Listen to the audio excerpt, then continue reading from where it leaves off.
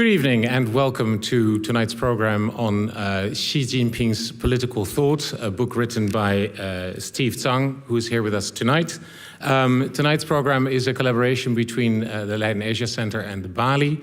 My name is Floris Harm. I'm the Executive Director of the LeidenAsiaCentre, and a warm welcome to all of you. Thank you for coming in such huge numbers, if I may say so. It's drawn a lot of interest, this topic.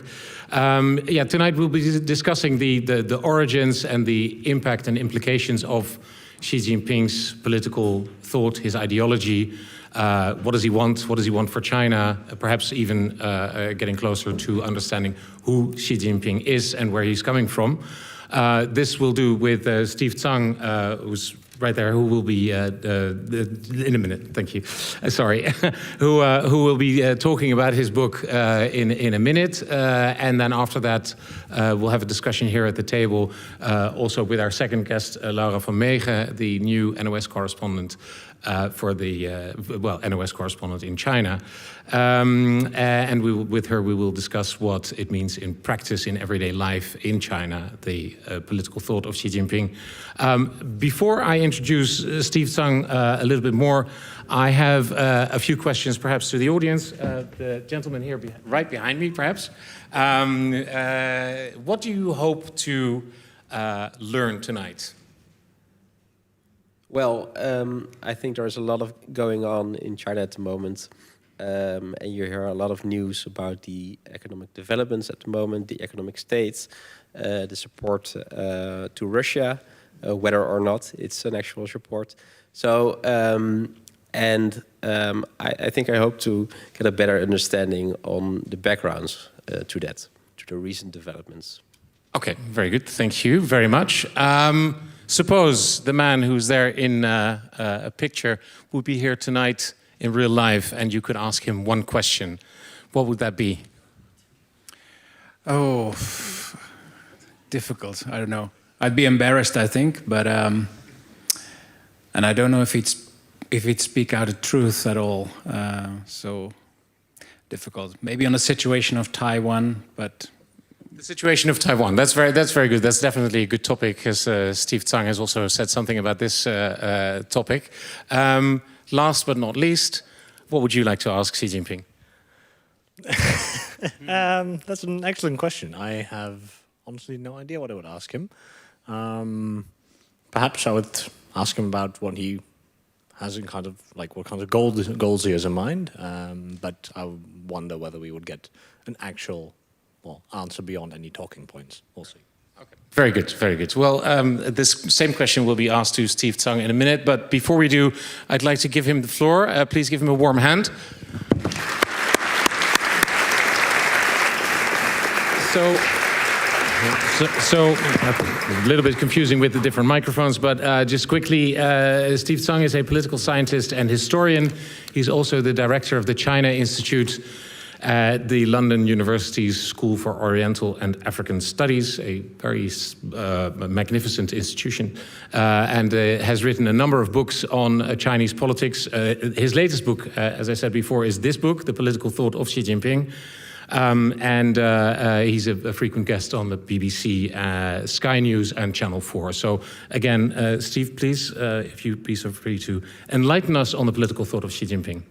Well, thank you very much, Forrest, the LeidenAsiaCentre, Asia Center, and the Balie. It's delighted to have this opportunity to talk to you. I hope that by the end of this evening, I will have answered some of the questions that you have raised. What I will try to do in the next 20 minutes, or at most 25 minutes, is to address two big questions. One is, what does Xi Jinping seek to achieve? So that's your question. What does he want to do? The second one is, how does he plan to achieve the China dream? And the China dream in full is the China dream of national rejuvenation. I will come back to it and explain what this actually means. Now, what does Xi Jinping seek to achieve? Domestically, within China, he is trying to create what in effect will be one country, China, one people, one ideology, one party, and one leader. It's as simple as that. I'll come back to unpick them as to what they are. But that's what he wants domestically.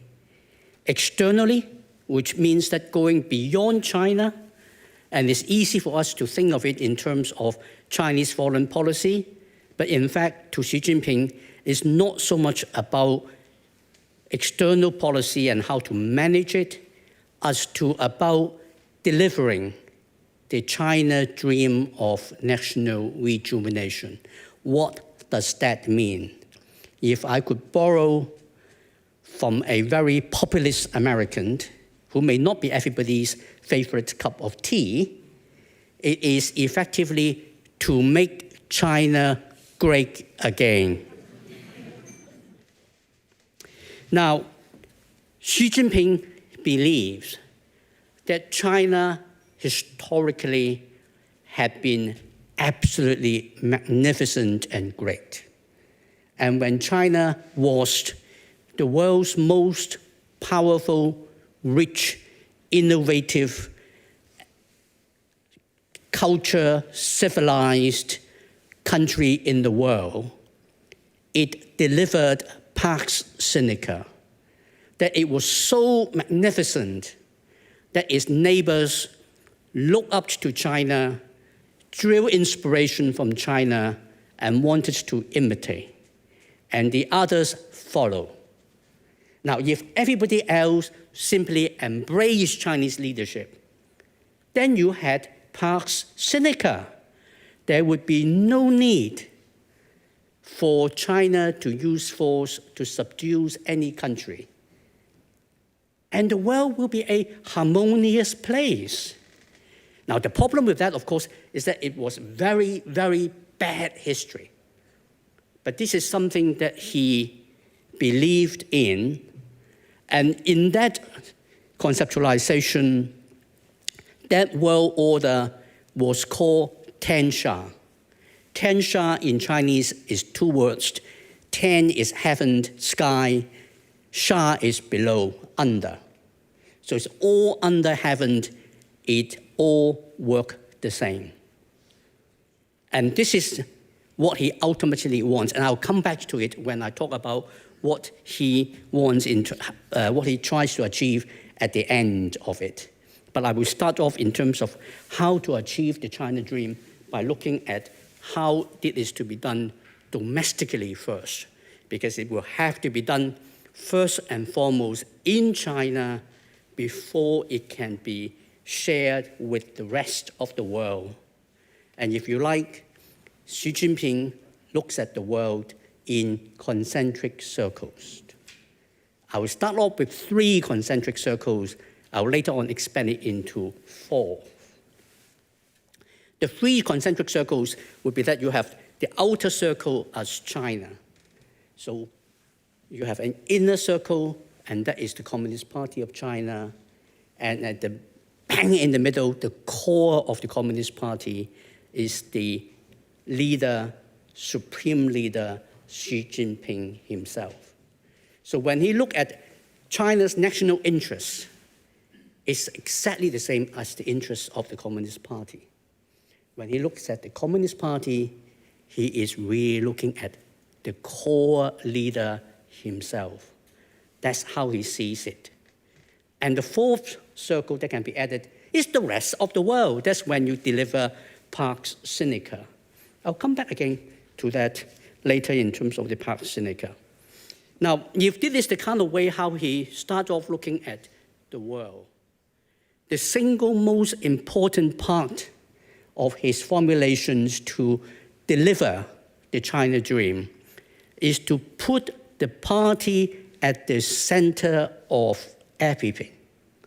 He actually said it almost in those words. At the 19th Party Congress in 2017, he publicly said, matters not whether it is north, south, east, west, or in the middle. Matters not, it is party matters, state matters, military matters, civilian matters, educational matters, or indeed matters, any matters under the sun. The party leads them all. There's no if, there's no but, there's no qualifications. Party leads them all. On every subject, everywhere. And this is what he wants to do.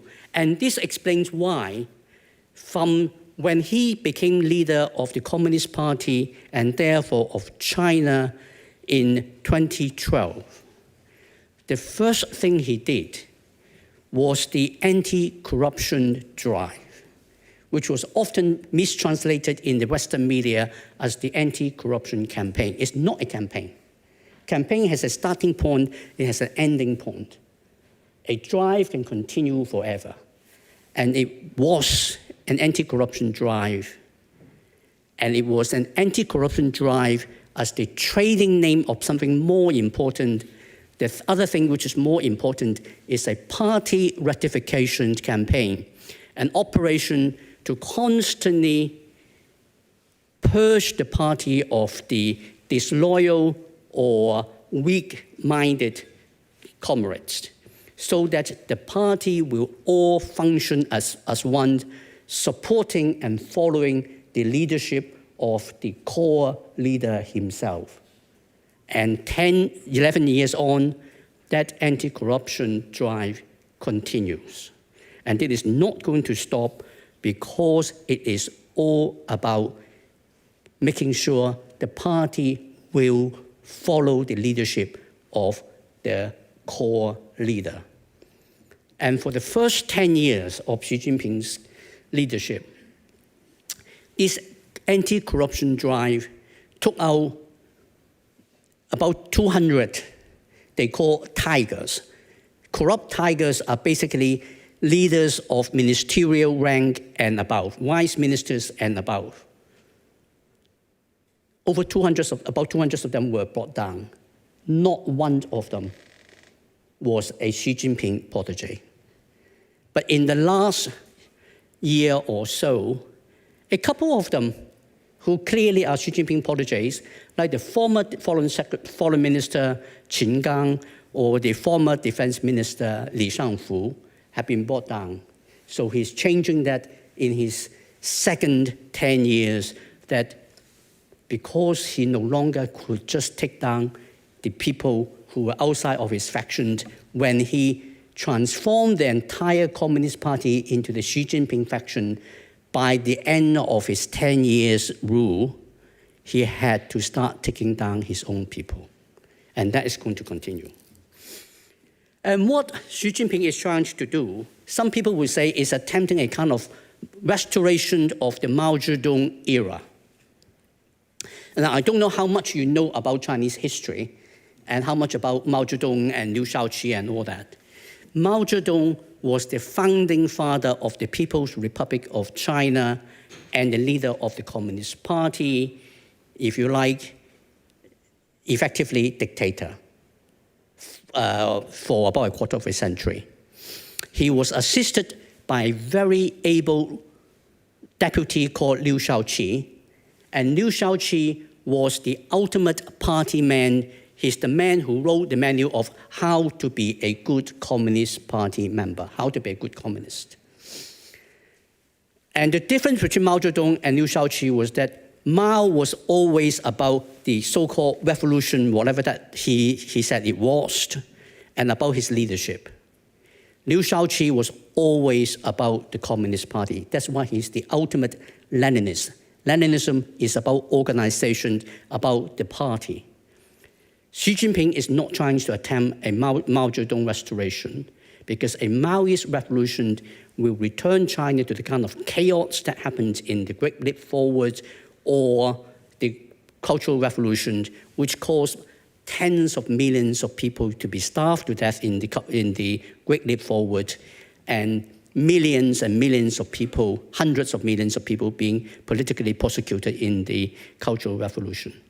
Xi Jinping is trying to combine the Liu Shaoqi approach of using the party for everything control and yet have the Mao Zedong type of outsized ambition. And that's what he's delivering as something quite new, not going back on the old way.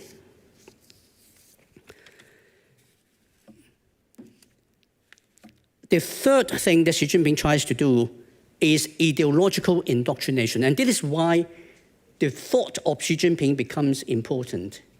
Xi Jinping thought is not a proper ideology, because an ideology has to be a lot more complete and fully developed in analyzing social phenomena and reasons for changes and what happened in the long term.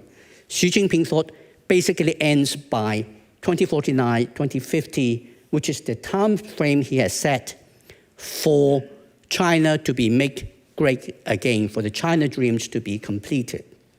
And 2049 was picked because that was the centenary for the founding of the People's Republic of China. And he extended this to potentially 2050 for this to be completed. Then what happened in China 2051? What happens in the world 2051? Nothing. He has said nothing about it. It's not quite a proper ideology, but he is elevating whatever Xi Jinping thought is to function as the de facto ideology for governing China, as the single ideology that every Chinese person are first asked to and then now requires to learn. So if you go to any educational establishment from kindergarten all the way to graduate school in university, you have to learn Xi Jinping thought. You join the Communist Party, you learn Xi Jinping thought. You work in the private sector, you learn Xi Jinping thought. You learn Xi Jinping thought wherever you go. When Mao did that in the Cultural Revolution, he issued a little red book that you carry, you buy, and you carry, and you learn every day. Xi Jinping now issue a 学习强国 app.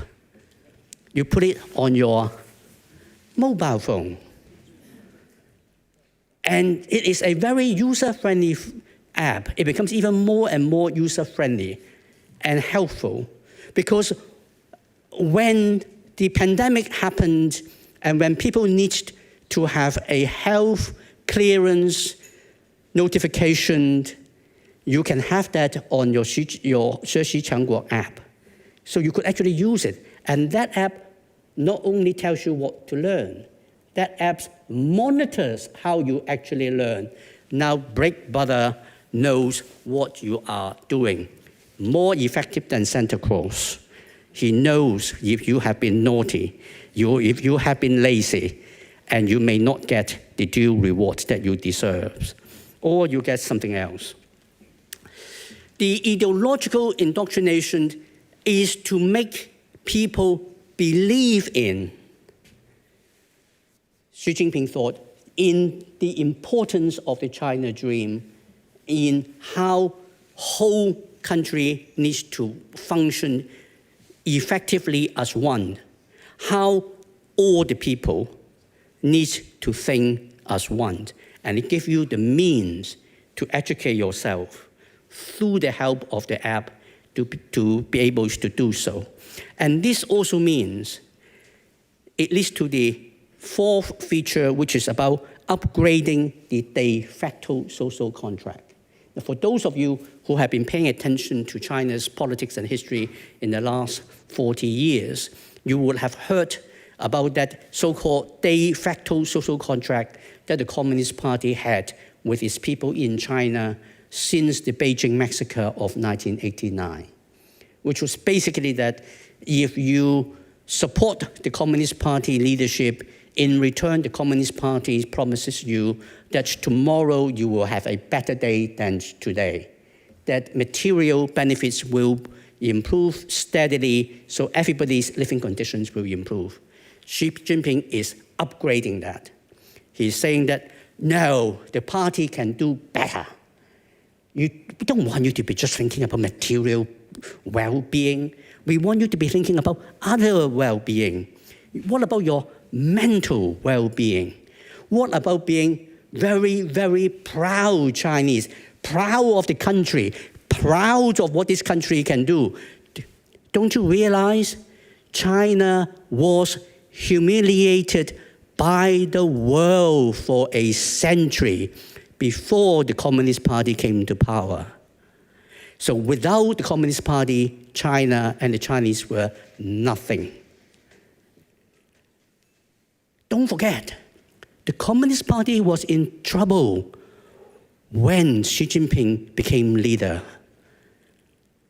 Under Hu Jintao, things were drifting, things were getting difficult. It is because Xi Jinping came along that the Communist Party is revitalized, is able to deliver that function, to make you proud again. With the leadership of Xi Jinping, with him telling you what to do, with him leading you, he will, with your support, learning Xi Jinping thought, make China great, make you proud, make you patriotic Chinese. You all become 1.3 billion elements of one single people. And if you happens to be a minority, be you an ethnic minority as a Uyghurs in Xinjiang or Tibetan, or a political minority as those misguided people in Hong Kong thinking so-called Western concept of democracy and human rights were being better, we will educate you and help you to find the right path so that you can be part of that proud Chinese citizens too. That's why you have that kind of policies being implemented in places like Xinjiang that led to description in certain communities outside of China that those acts amounts to genocide or cultural genocide, or the UN Human Rights Commission describing it as a crime against humanity. He didn't see it in those terms. He saw that as leveling you up, making you into one people. In terms of the fifth element, is about developing a socialist market economy. What does that mean? It means that the state will actively steer the market to deliver the maximum synergy between the government guardians and market forces, bringing the state sector and the private sectors together. Now, that, of course, is a whole lot of Communist Party mumbo-jumbo, Orwellian talk, because what he really is doing is in emphasizing the importance of the state sector, but on the other hand, he does not completely dismiss the private sector. He just requires the private sector to function in accordance with the way how the party expects and requires them to function. And you have your classic example of how a private sector company can be the darling of the Communist Party, even more than the best-known state-owned enterprises. And that company is, of course, Huawei. It is private, but it does everything that Xi Jinping would like a private enterprise to do. That's why when his chief financial officer and the daughter of the founder of the company was arrested in Canada on a criminal charge submitted by the Americans for extradition, the entire Chinese party state threw its full weight behind that private company, something that the Chinese party state does not do for any of China's ministerial rank state-owned enterprises in comparable situation, because Huawei has earned that loyalty from its loyalty to what Xi Jinping thought is about. I'm aware that my 20 minutes may be soon using up, so I will move on to talk about the last bit of it, which is about the external dimension of making China great again, that transformation of the world order into a different one. Now, what Xi Jinping wants to do, and we have to hear what he says very carefully to understand what he actually says. He says he doesn't want a second Cold War. He says he doesn't want to go for a direct competition with the Americans. I'll submit it to you that he is telling you the truth. He doesn't want to do either of them. Because doing either of them means accepting the liberal international order led by the United States since the end of the Second World War. From his perspective, the liberal international order was an international order of the West, by the West, for the West. What he wants is an alternative world order, but he's not trying to overthrow the liberal international order and replace it by a new one. He's trying to change, capture the liberal international order with the support of the global South. The numerically larger, both in population terms and in country terms, of the global South, making changes of the existing world international system, and he calls it the democratization of the international system. And since China is, as he say, forever a member of the global South, therefore the natural leader of the global South, this transformation will therefore transform the liberal international order into the Chinese-friendly or Sino-centric Tianxia order, where China is number one. Without China competing directly against the US, because it's not necessary, it is supported by everybody. And this is the kind of logic in terms of the thinking behind it. And with that, he is going to forge a common destiny for humankind. And he is going to do so by his 3 global initiatives: the Global Development Initiative, the Global Security Initiative, and the Global Civilization Initiative. Again, things that look and sound to us as rhetorical mumbo-jumbo in Europe and in North America. But if you happen to be a leader of an autocracy in a poor country, the so-called global South, then the 3 global initiatives make a lot of sense to you, because what they say is essentially that every country have the right to have their own civilization and political system. No country, not including the United States or any of the European ones, have a right to tell us which is a better system, because every system is just as good as any. So you have the right to do that. You have the right to stay as an autocracy in your own country. And this is supported by the Belt and Road Initiative, which means China will lend you money to develop projects which international agencies will not give you the aid to do, that Western democracies will impose conditionalities for you to have something similar. China will do it without conditionalities.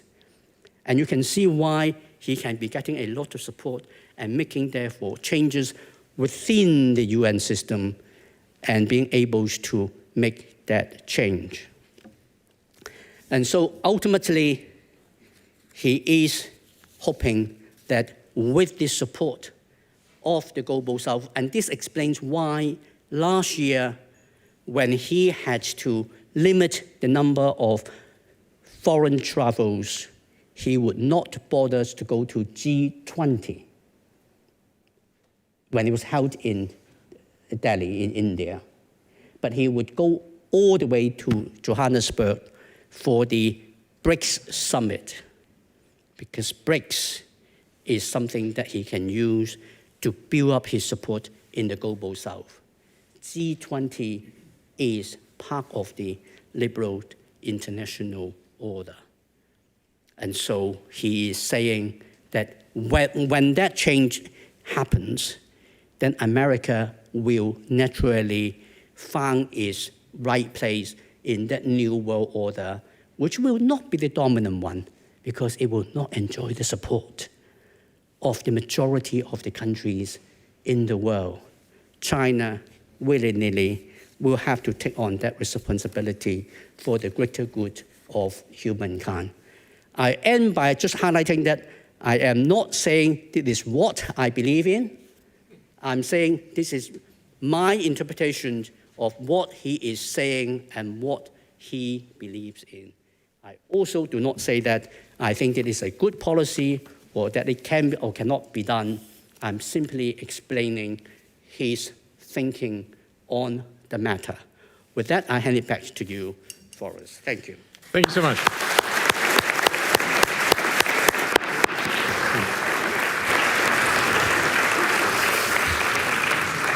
Yeah, thank you very much. You say you don't believe in it.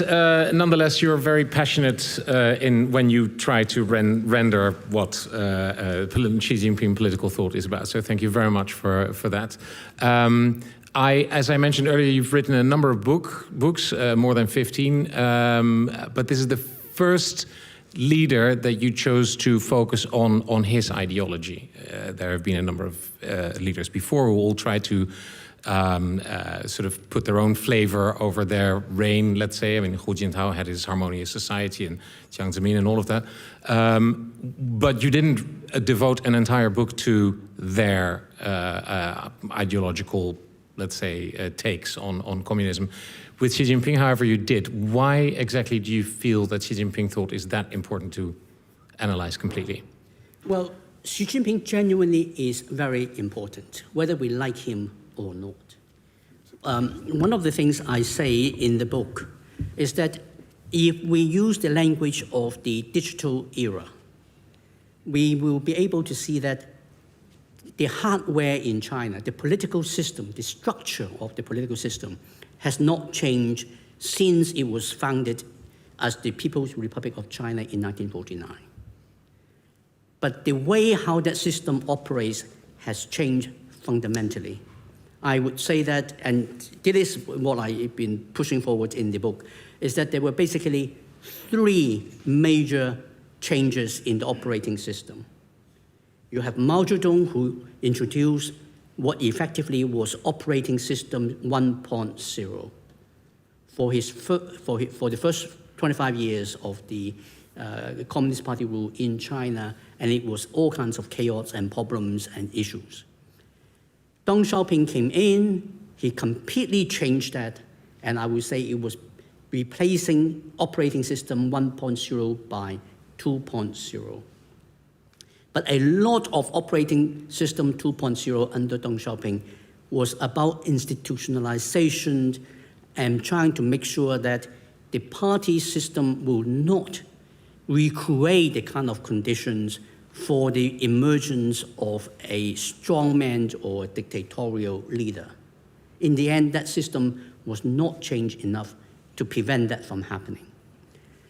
And you have people like Jiang Zemin and Hu Jintao, who succeeded Deng Xiaoping, who were effectively introducing minor modification to the operating system, your equivalent of introducing 2.1, 2.2 type of variations. But when Xi Jinping came in, and it became blatantly obvious to me in 2017 when he consolidated power at the 19th Party Congress and officially introduced Xi Jinping thought on socialism with Chinese characteristics for a new era, that he was looking at something fundamentally different. He was going to change it in a big way. And the research suggests that it was indeed a fundamental change in the operating system, a 3.0 version of it. Some elements of operating system 1.0 is being brought back, but it's not a restoration to 1.0. It's something different, something, if you like, bigger, more ambitious. Mao, in his wildest dreams, was talking about surpassing the United Kingdom and catching up with the United States. Xi Jinping is talking about, we do better than that. We do better than America. We will be the one that change not only China, but we will change the world. That, I think, justified that he deserves to have his political thought being explained, so we know. Is that worrisome, this big thinking of Xi Jinping? Oh, I think it's incredibly worrisome. Okay. I mean, when I started the book, I did not come up with the idea of one country, one people, one ideology, one party, one leader formulation.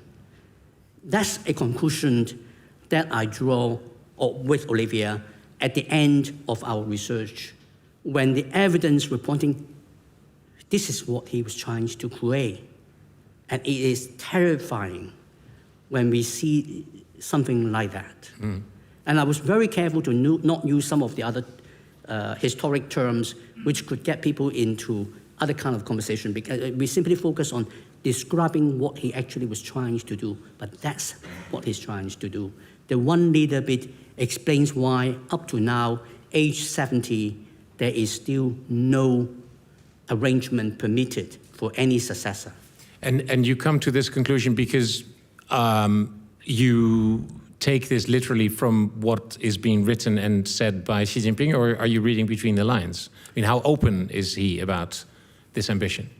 Now, he's never articulated one country, one people, one ideology, one party, one leader. He's never put that. That's my description.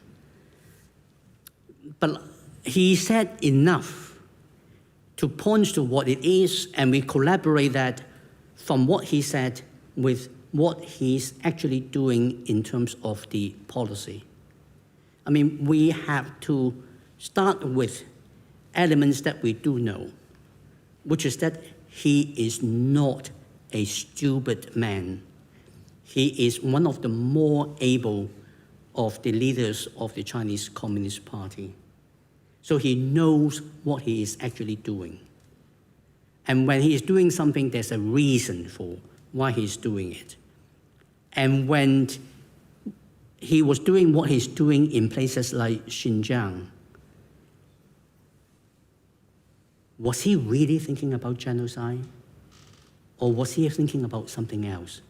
And the evidence we found was that he was not actually trying to attempt a genocide, because he thinks in a different kind of way that we think. And this is what he thinks. He is helping to make these people better. He is a Han Chinese chauvinist.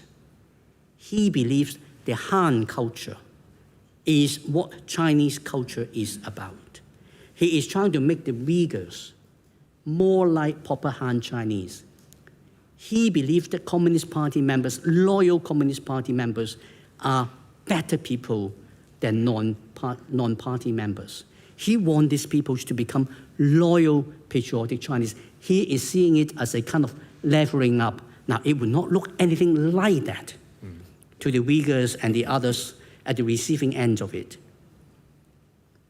So when we do all this, then we came up with the conclusion, this is a reasonable way of describing what he is trying to do.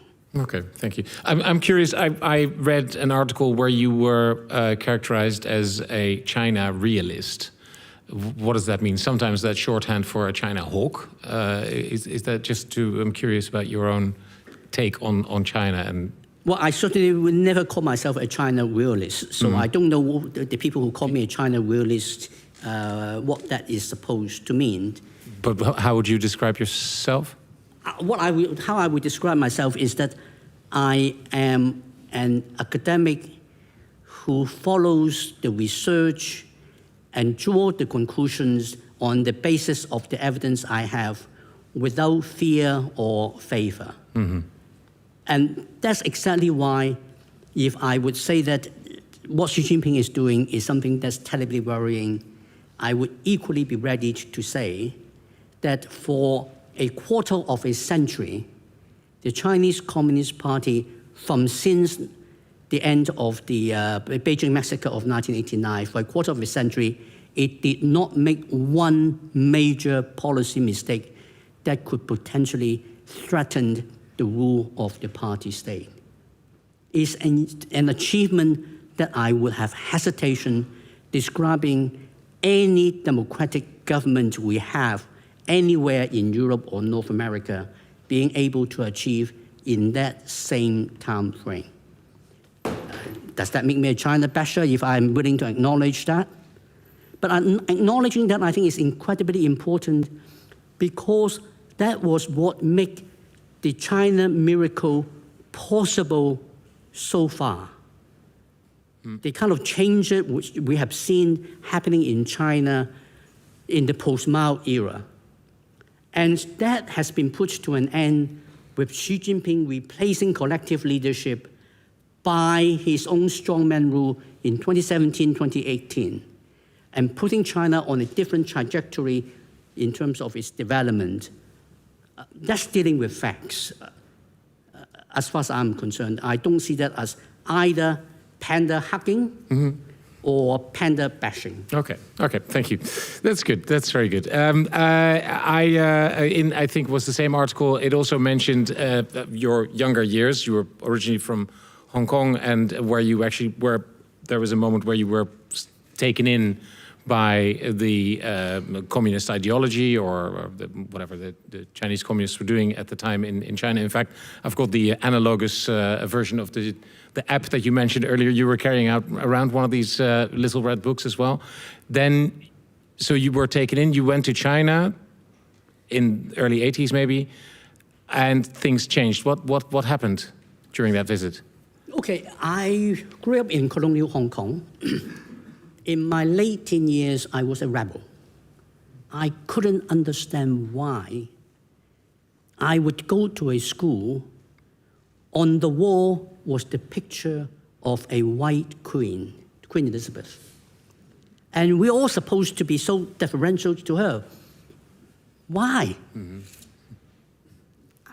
There was nothing. I mean, I couldn't understand that. I couldn't see that.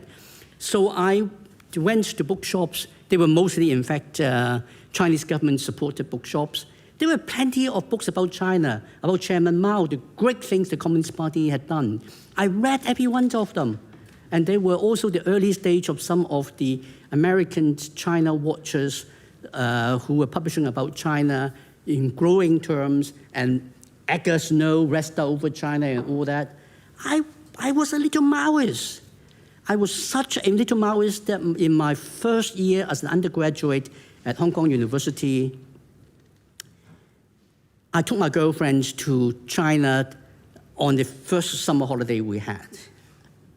And it was, well, that relationship didn't last. Which year was this? I think it was 78 or 79. Okay, so shortly after Deng Xiaoping took over. Yes. Mao was already dead.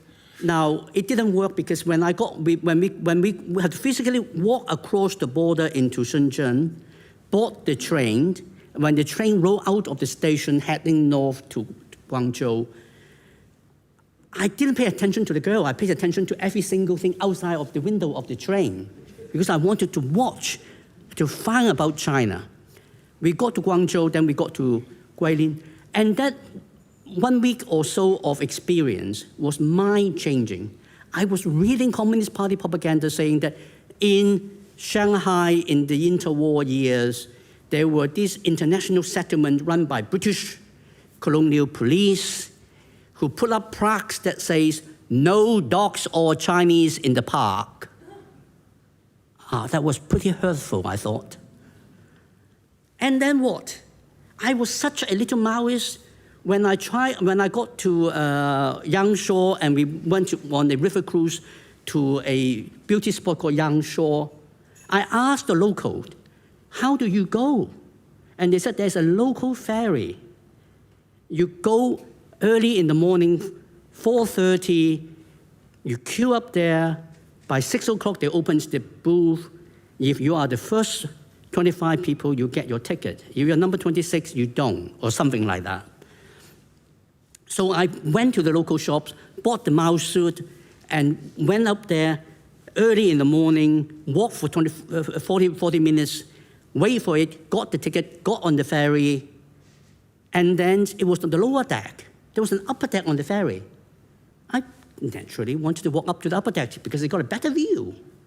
When I tried to walk up to the upper deck, what happened? I was told in no uncertain terms by the comrades in charge, the upper decks are for foreign visitors and Hong Kong and Macau compatriots. It's not for you lot. Go back down there. That's where you belong. That's, to me, as a late teenager, the equivalent of the no dogs or Chinese, except that this is by the Chinese authorities. There's something wrong with it. I mean, in that week, I was experiencing everything that told me everything I read in the bookshops were not true.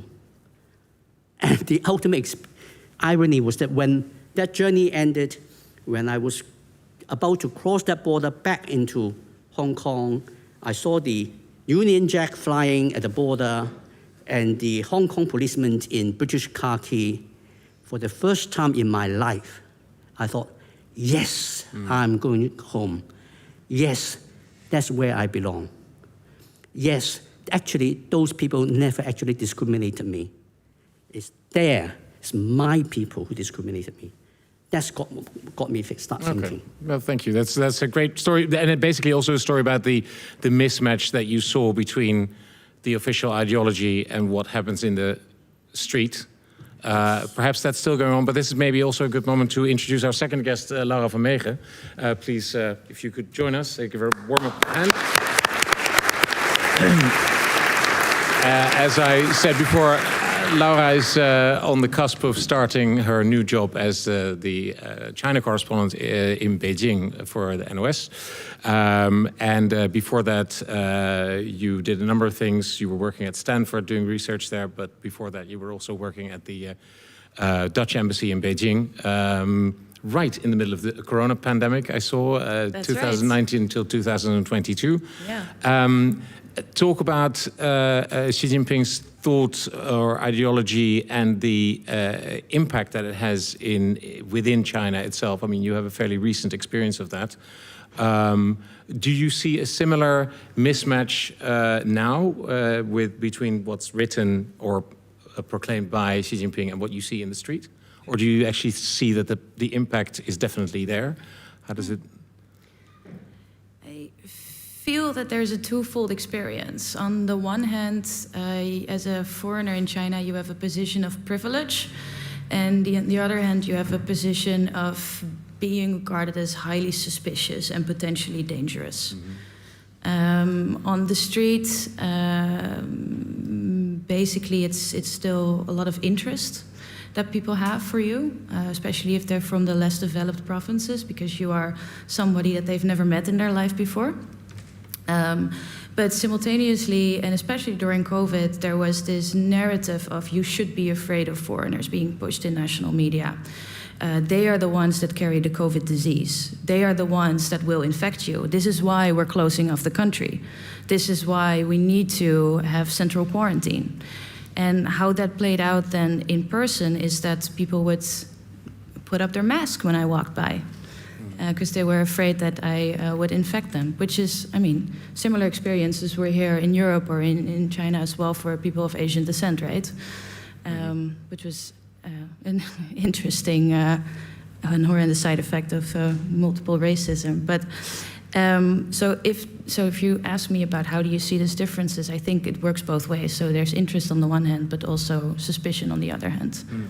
And in terms of the impact of Xi Jinping's ideology, what Professor Tsang just described, the being a loyal Chinese, being patriotic, being proud of China, did you see that? Yeah, absolutely. I think there are three elements that people mention if you talk to them. China is such a safe country. That's really a point of pride. China is very stable. That is also one of the main arguments from Xi Jinping thought, as you described in your book. And the third one is being proud of how great, how strong, and how developed China is and how far it has come. And those are very legitimate and truthful feelings. Mm-hmm. But what it also means is, an example that I want to give you is on my last week in China in 2020, so the height of COVID, I went to the Museum of the Chinese People's Resistance Against Japanese Aggression. I will repeat that. The Museum of the War of the People's Resistance Against Japanese Aggression. It is a World War II museum. And in there was this exhibition, and there was this father and a 6-year-old kid standing there. And you saw this mannequin of an American soldier helping the Chinese army. And the boy said, 爸爸爸爸我不太明白我想到美国人是我们的敌人 which means, Daddy, Daddy, I don't understand. I thought the Americans were our enemies. And the dad, in a very uncomfortable situation, trying to explain, yes, they are currently our enemies, but previously they helped us fight the wars against the Japanese aggression. And that was a 6-year-old boy who probably has an active memory through COVID and the propaganda and the sentiment that's being pushed through national media. So do I see it on the street? Yes, I see that on the street. So that means that the ideology or the message that comes through official media is that America should be looked at with suspicion. With suspicion, yeah. Right, okay. And that you see as a evidence of Xi Jinping thought sort of being very effective and permeating Chinese society. Yes, I do. I mean, as you describe in your book as well, the one part of the ideology is being proud of China and what it has accomplished, but that also means that there are external forces that might try to harm this power that China has harnessed. Mm-hmm. And being suspicious of the second power, or maybe the first power, the United States, is very much part of that. Mm. Yeah. Do you also feel that it's effective, the ideology domestically in China? For the younger generations, it is actually terrifyingly effective because they really don't know better. Mm-hmm. For the older people with wider experience, some of them still with active memories of the Cultural Revolution and even the Great Leap Forward, I think you have more of skepticism among the older people. But nobody is going to say that in public. And therefore, they are not teaching their younger generations. If anything, parents are worried about telling children about history because that could get them into trouble. I mean, the story that Laura related, I think, is a really good one, that the father was very awkward in how to explain that. I mean, I had a similar experience in China a decade ago when I was with the University of Nottingham, which has a campus in China. And there was an exchange student who had spent some time in Nottingham. And at that reception, she asked me the questions. She said, in front of the party secretary, she asked me the questions about which version of history about Tiananmen Square was correct. Because the version she learned in China was completely different from the version she learned when she was in Nottingham. And the party secretary jumped in and said, of course our version is the correct one. She looked in her big innocent eyes to me and asked for and wait for an answer. And I could only explain to her that, what do we teach you in the United Kingdom? Do we teach you what to think, or do we teach you how to think? You shouldn't need to ask anybody this question. You should answer it yourself. Think for yourself. She seems to be reasonably happy with that answer. When you were living in China, how was it? I mean, you already said it was difficult to because of Corona. You had difficulty getting in touch with people, Chinese people. How are you? I mean, you will go back to China as a correspondent. How is that going to pan out? Because then you're going to be in a very different position than you were before at the Dutch embassy. Yeah, that's right. Well, COVID is over now, so that is pleasant. No more central quarantine. I did that twice. Twice is enough. I feel that right now in this day and age, especially with heightened tensions globally and less understanding, that being a foreign correspondent there is very important. That there are people on the ground that are showing, by writing their stories, by making TV, what is going on. And since 2020, with the expulsions between US journalists and Chinese journalists, there is a big vacuum of knowledge that is right now not being communicated. And that leaves room for, propaganda, for example. So yes, I know it's going to be difficult. I know it means that I will be, followed with cars, and I need to be wary of my cybersecurity, for example. But I will take on that challenge with both hands.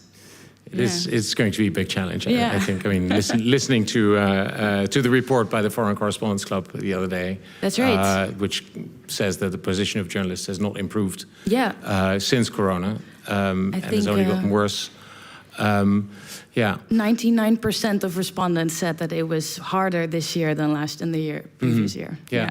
And you've done, when you were working at Stanford, you did research for a book on competition between the US, China, and Russia. That's right. And talking about international relations. I mean, you were talking about this too.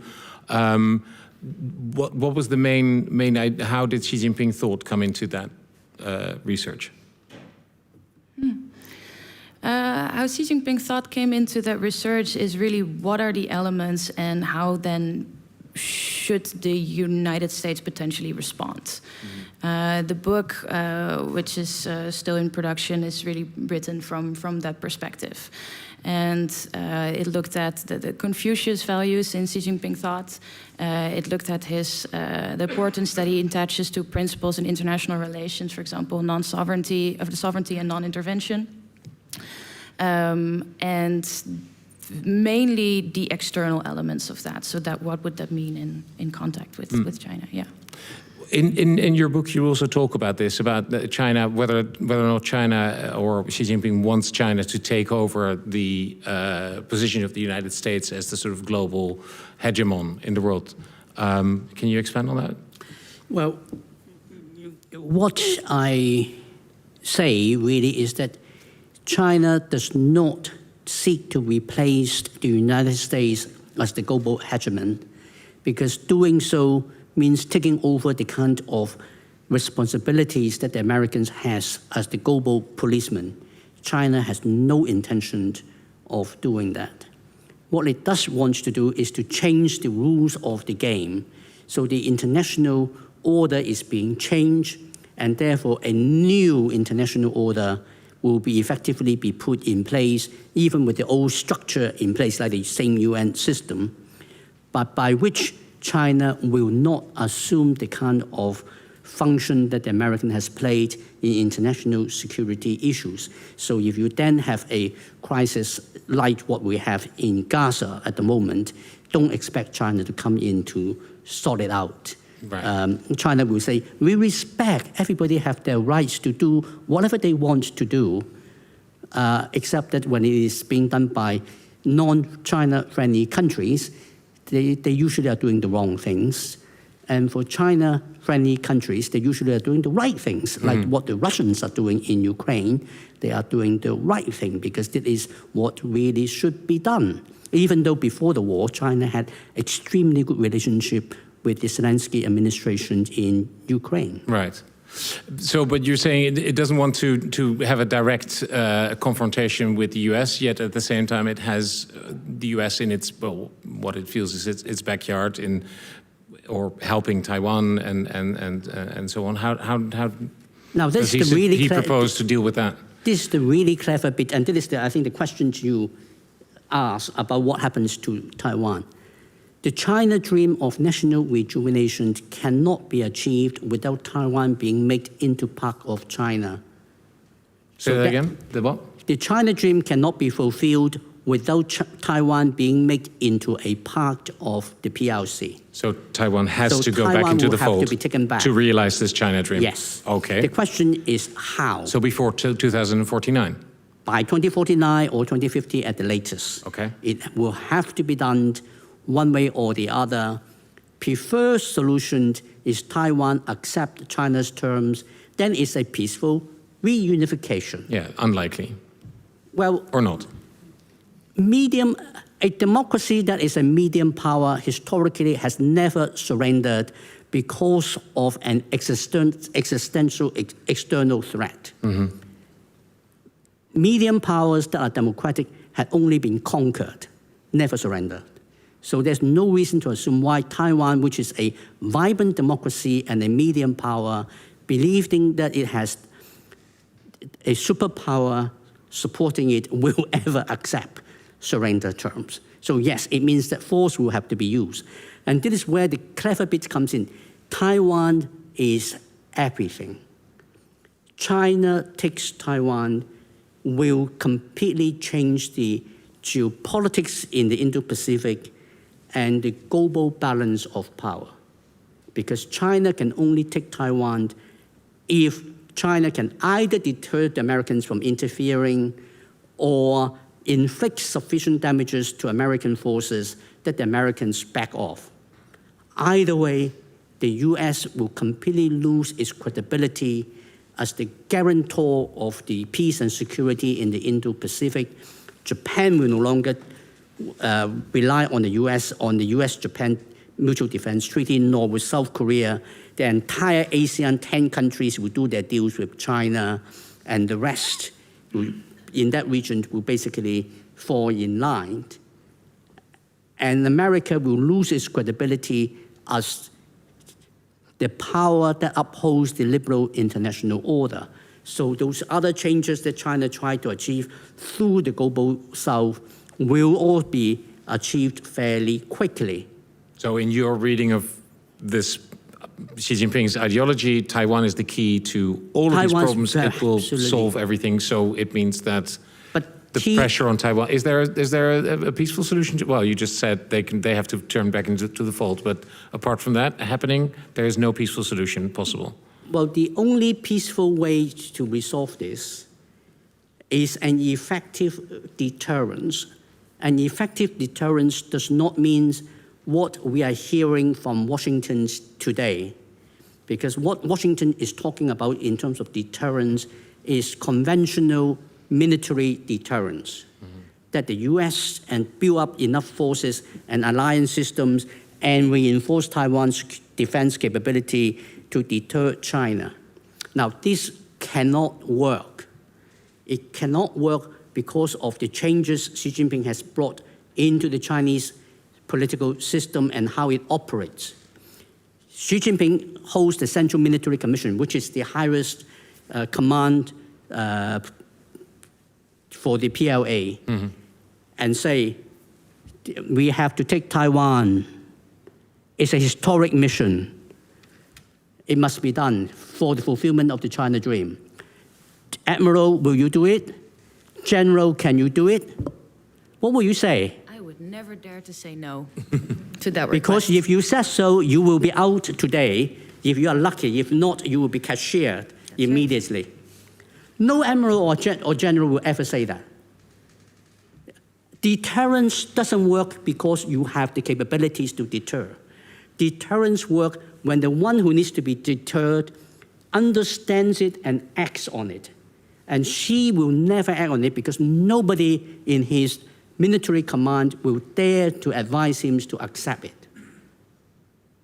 If an admiral or general goes to war and it failed the war and is defeated, he or she can blame it on somebody else.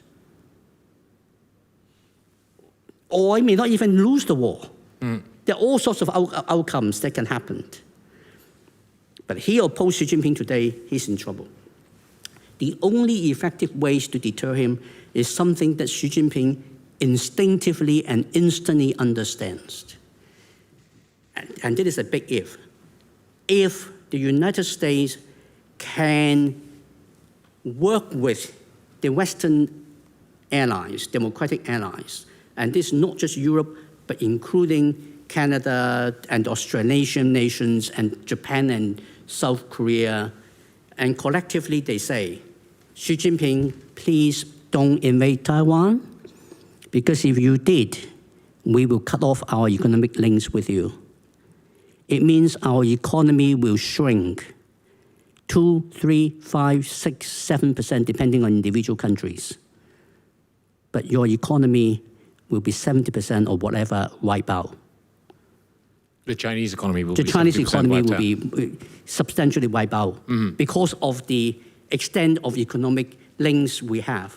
So collectively, if you have all the big Chinese economic partners acting together, Xi Jinping will know even the Communist Party cannot survive an economic catastrophe of that scale.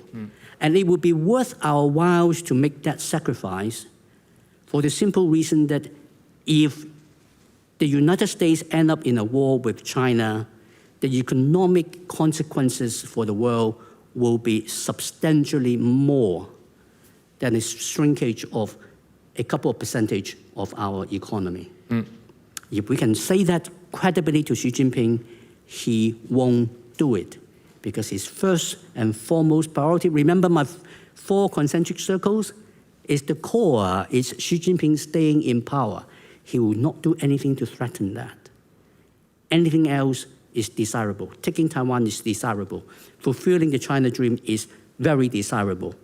But keeping Xi Jinping in power is non-negotiable. That's where the deterrence needs to work. Interesting. Before we open the floor up for questions from the room, because this is a lot of food for thought, Laura, from your recent experience, how easy is, or how easy will it be for Xi Jinping to get the ordinary Chinese to rally behind this cause? In other words, how war hungry or how loyal are they to this idea of actually attacking Taiwan? Yeah, it's a very difficult question. I mean, I think if I speak to people on the street, in theory, they support the cause of reunification. I think historically they also feel that it is a sort of unfinished piece of history. But then if you get into the conversation about if it would take military force to do so, then it's going to be a different conversation, because the theoretical reunification of China is felt that way, that it's important. But sending your firstborn to war, people don't think very differently about this than that they do in Russia at the moment, or than maybe Dutch people would think about it either. But how strongly do they feel about Taiwan being part of China? I feel that sentiment is quite big in my conversations with people on the street. But that does not mean that they're willing to give their lives for that when it's ordered. It seems as if you were quite hesitant to really... what's the word? Say it's like this or it's like that. Is that because you find it difficult to get to know what they really think? No, it's because there's 1.4 billion people in the country, and every single conversation that I've had is also negated by the third and the fourth conversation that I've had. So you do feel that people are able to speak their mind? Yeah, I do. Okay. I do. I mean, I haven't held a camera in their faces before, so I'm going to do that from July onwards. So maybe they won't be as open to speak to me at that point anymore. But so far, no, I've felt that I've always been able to have frank conversations with people that I express, that I have a personal relationship with, and that you create a sense of safety for them to talk about these things. I don't ambush people on the streets. Again, I might soon. But yet, saying profess your loyalty or tell me what you really think. Right. Yeah, no, but I think perhaps it's important to point out from what you're saying that it's not a country of 1.4 billion drones just, mindlessly following Xi Jinping, but that there is actually a lot of gray area between. And I will battle against anybody who dares to say that. Yeah, no, this is. I mean, according to your book, that's the one of the end goals, right? That everybody to have everybody in China feel the same way. Well, he hasn't reached that goal yet. I think you're completely right. He is not successful in getting that yet, which is why he's doing it, Yeah. and he's still doing it. But what I wanted to add is that 99.9% of people in China do not know one very important piece of history, which is that until the 1940s, the single biggest advocate for Taiwan's independence was the Chinese Communist Party, including Chairman Mao. They don't know that. If they knew it, it would be different. Thank you. Thank you very much. That's a good historical insight. Okay, questions. Who has a question to either Laura or Professor Tsang? Maybe, I mean, if you could, there's somebody here at the front and then the gentleman in the back. Thank you, Mr. Tsang, for your presentation today. I have a question to you. Often you see in autocratic single-ruler countries that there's a second-tier cadre that's able to steer longer-term strategic goals or thought in this case. Who would that be in China, if there are any? So are there any underlying disciples or agents that might help Xi Jinping's thought steer to a certain direction? Is there any, if I understand the question correctly, is there somebody who can actually advise Xi Jinping and steer him in a different direction? I hope that there were. But as far as I can ascertain, there is none. Not today, not now. Now, you may remember an economic Tsar of China in the second term of Xi Jinping's 10 years rule by the name of Liu He, an old school friend of Xi Jinping, one of the most trusted lieutenants of Xi Jinping. When he, as the economic Tsar of China, advised Xi Jinping about 2 or 3 years ago that the way how the economy was being managed was not optimal, and there would have been better way of dealing with it. What happens to him? He was asked, well, in fact, he was ordered to write a self-criticism, and so he did. After that, he faded out and is not being heard of again, much. Now, he's not actually been punished. He just sort of just fade into the background. If somebody like Liu He, with his personal connections and background with Xi Jinping, trying to do so in a very gentle way, face a consequence like that, who in the Communist Party upper echelon would dare to say a thing?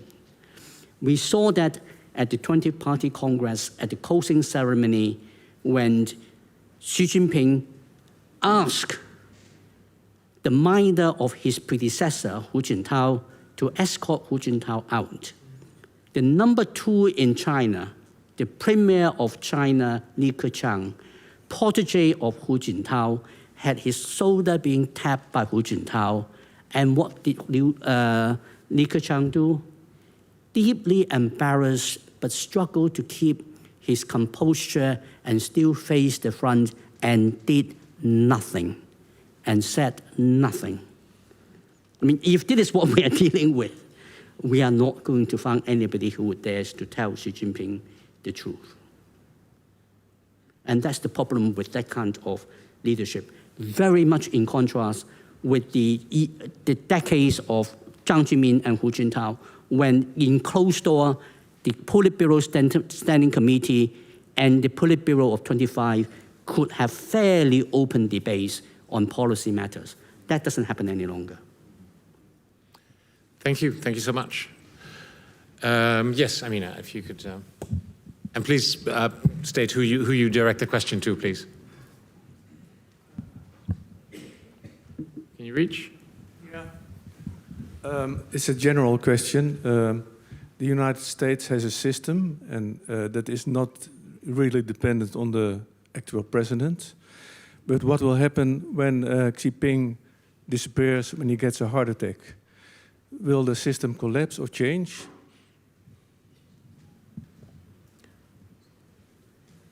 Sorry, help me slightly here. So there is a, if I understand the question correctly, if you know the president dies in the U.S., there is a vice president to immediately fill his or her shoes. Who's going to take over? Who's going to take over in China? That's your question, right? If will there be a big change? Oh, once, well, yeah, whoever. Okay. Okay.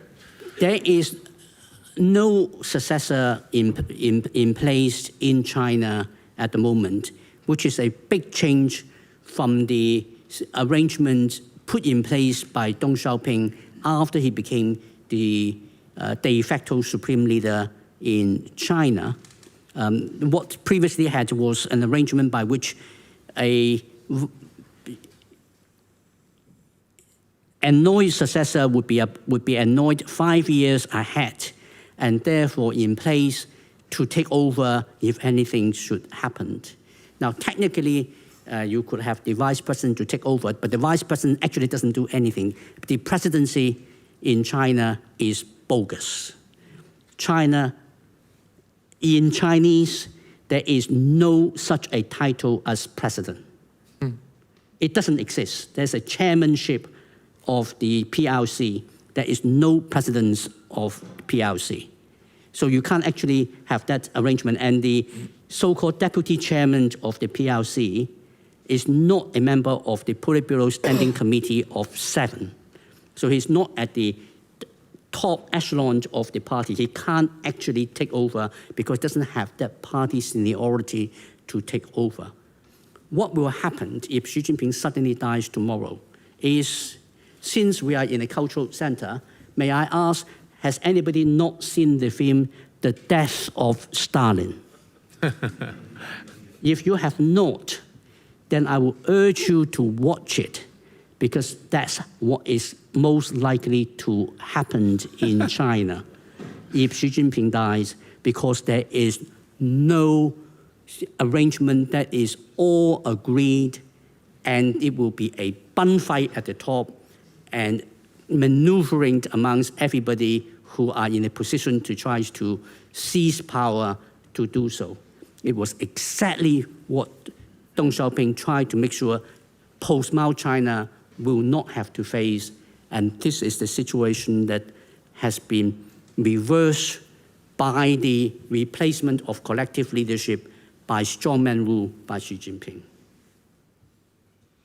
Thank you so much. Other questions, perhaps here in the back. Yes, please. Oh, hang on. You know what? Let's do it like this. Does this work? Yes, it works. Thank you. This question is for Mr. Tsang.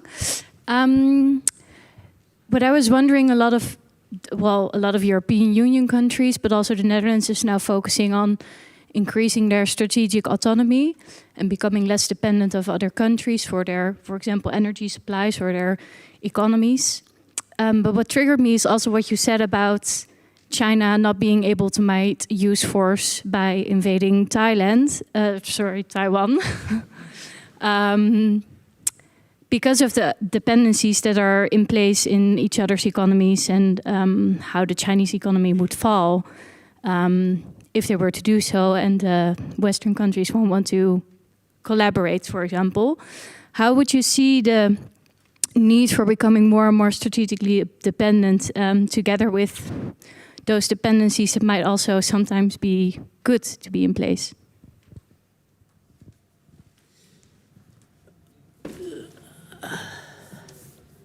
So the question is about how China will deal with a situation of a crisis over Taiwan, or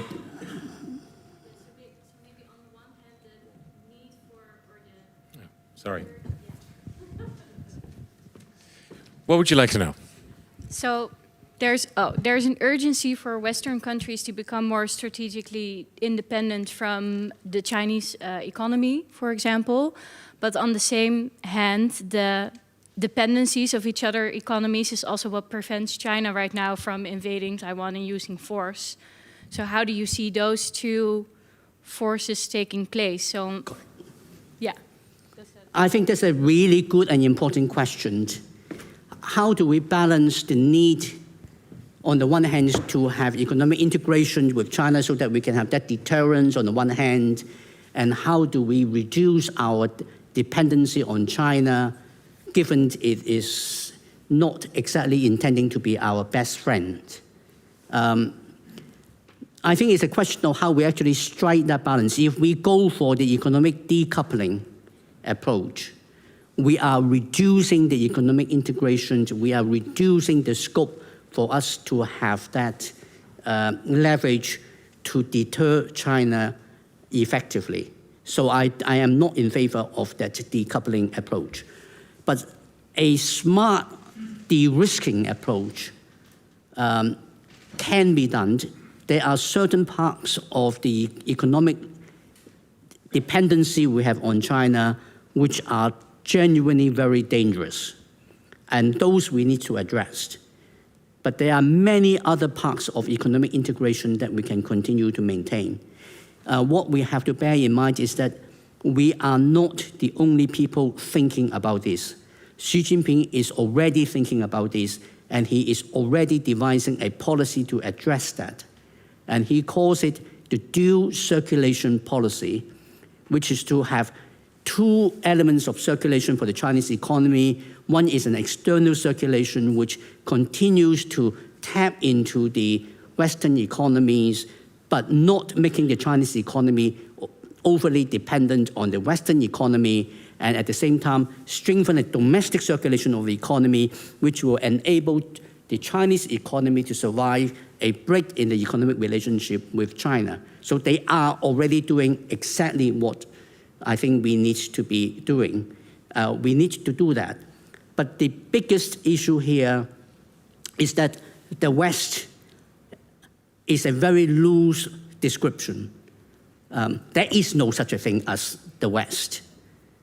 And if we have a President Trump or Trump-type person as President of the United States, don't expect any kind of a coalition of the willing being able to form to contain and deal with a situation like that and be able to present a credible deterrence, because it won't happen. If we have the equivalent of a Obama or Biden type of president in the US, we can. But at the moment, American politics are in such flux, we simply do not know what the situation will be like when that moment comes. It won't be in the next 5 years. So at least we can be relieved that it is unlikely that Armageddon will come if Donald Trump gets a second term. But moving forward, give it another 10, 15, 20 years, that's when we get into a much more difficult time frame, and we have to get our own house in order.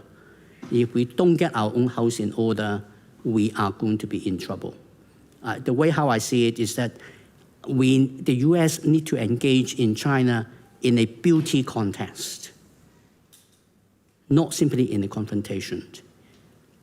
The strength of the democracies is that we present the world with a better alternative, something people should feel that they are able to embrace and support. But here we come against the difficulties of the realities of the global South, where a majority of countries are autocracies. Lara, I mean, this is the topic of your research, and I just saw you nodding when Professor Tsang was. How does it resonate with you?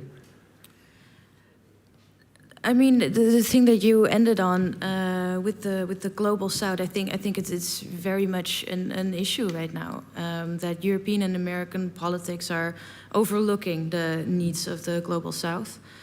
But on the other hand, how China is Oh, sorry. China.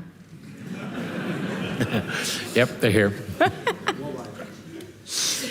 But the three initiatives that have been put forward by China, right? The Global Development Initiative, the Global Civilization Initiative, and the Global Security Initiative do not provide a roadmap either.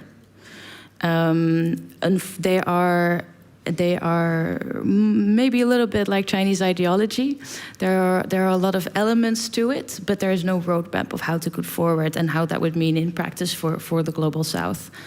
And yeah, I think we should discuss this further. We're almost at the end of tonight's event. I was curious, Professor Tsang, is there a way? I mean, it's not a fantastically optimistic picture of the future that you paint, I'm afraid. But is there any way where we can sort of come to peaceful coexisting terms? Let's say the US, Europe, and China. Okay. What happens in China is up to people in China. We cannot change it. I think it's a reality we have to accept, which means that whatever we think about Xi Jinping and Xi Jinping thought, we have to live with it. We don't really have a choice. Until people in China decide otherwise, we have to deal with it as a reality. Therefore, in a sense, we can live with it. But what is on the bright side is that Xi Jinping thought includes the seed of its own destruction. We have to give Xi Jinping a bit more scope.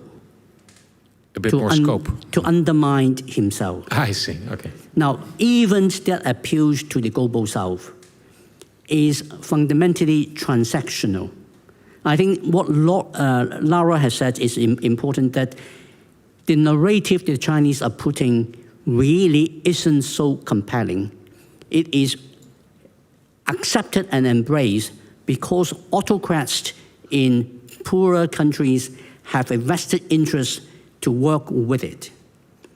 But what is also there fundamentally, implicitly, and is going to come out more and more, is that the Xi Jinping approach has another Trumpian element beyond making China great again. It is put China first.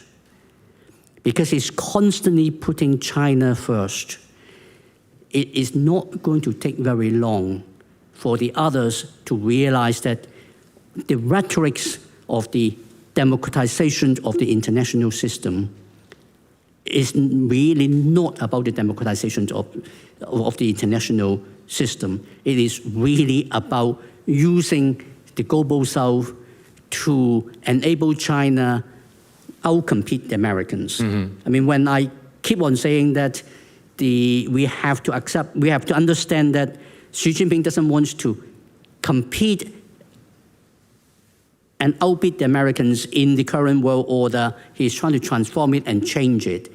It is a significant difference that we need to recognize, but it's a difference that does not make that much difference in real terms, because ultimately it is about replacing American hegemony.